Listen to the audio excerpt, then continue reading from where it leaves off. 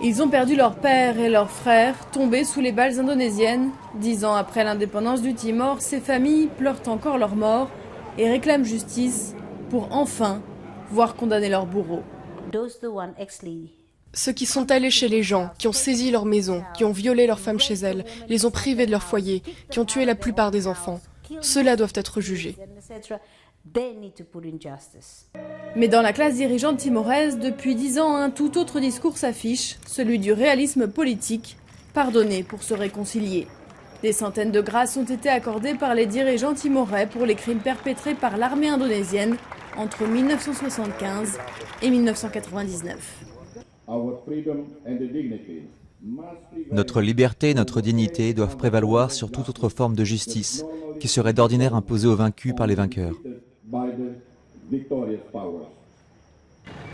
Objectif, maintenir de bonnes relations avec un partenaire commercial majeur.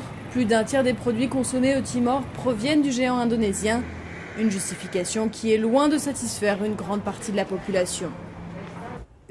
Il n'appartient pas à certains dirigeants bien installés de dire « Nous allons bafouer la Constitution, nous allons bafouer la loi, nous allons dire que la justice ne s'applique pas à ces importants généraux indonésiens, uniquement parce que nous voulons être amis avec eux. »